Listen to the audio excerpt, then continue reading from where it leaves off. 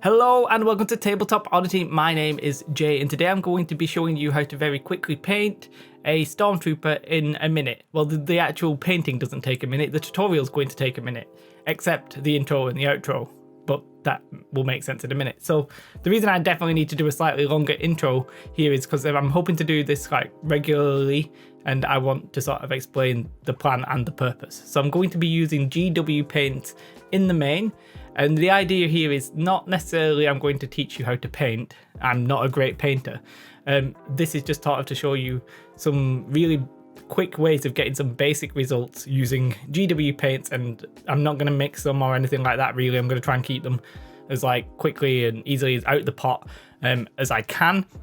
Now some people will say, oh, you're not going to win any awards if you follow my guide, and then they do like massively impressive paint schemes and stuff, and I'm like, nah, no, you're really not going to win any awards if you follow this scheme.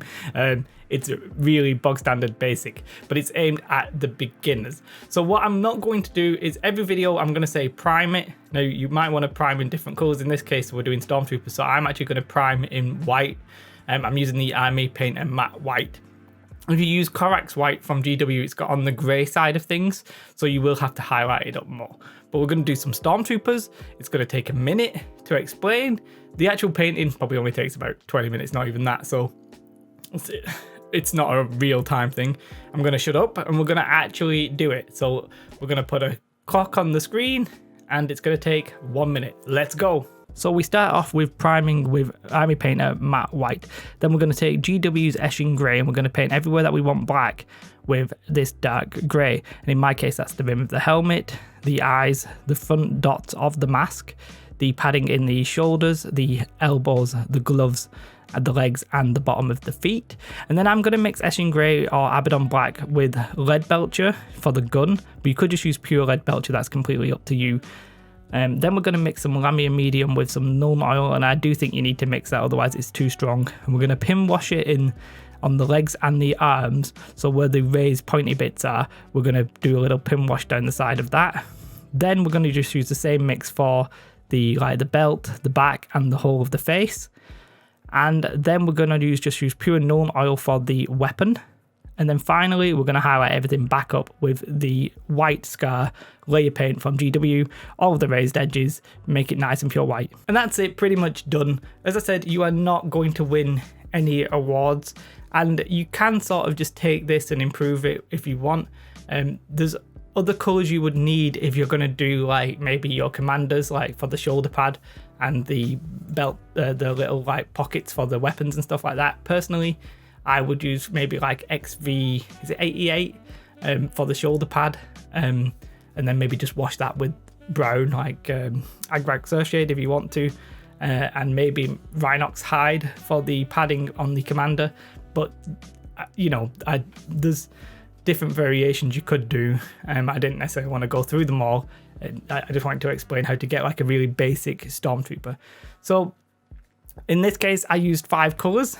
Now, I know I said I want to try and avoid mixing the colours, and in some places I actually say mix Lamier Medium and Nuln Oil. I think you really need to, because Nuln Oil the contrast is too great for my liking. I definitely recommend mixing them.